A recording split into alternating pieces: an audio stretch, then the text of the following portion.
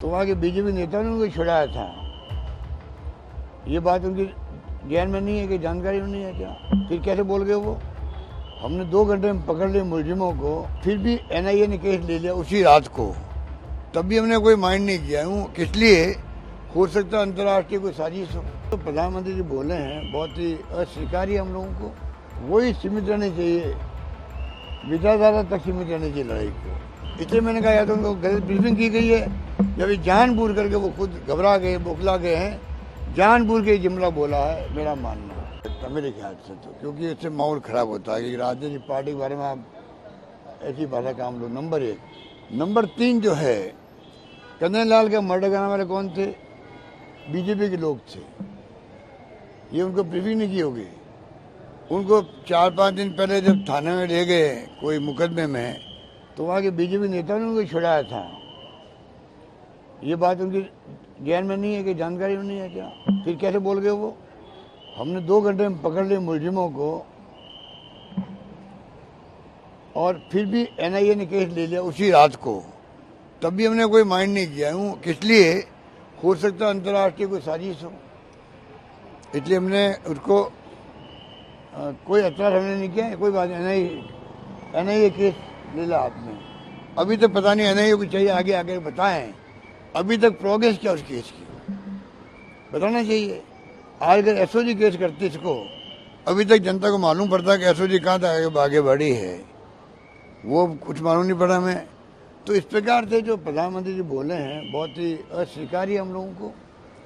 और मैं नम्र निवेदन करना चाहूँगा प्रधानमंत्री जी से, कृपा करके इस प्रकार का माहौल नहीं बनाए देश के लिए। देश के हित में नहीं है, समाज के हित में नहीं है। हमारी कोई व्यक्तिगत दुश्मनी तो है नहीं, ये विचारधारा की लड़ाई है हमारी, वही सीमित रहनी चाहिए, विचारधारा तक सीमित रहनी चाहिए लड़ाई को। प्रोग्राम पॉलिसी की बात करें, इशू की बात करें, नॉन इशू बना रहे हो आप लोग, और आप इस प्रकार भड़का रहे हो लोगों को धर्म के नाम पर अभी से ही।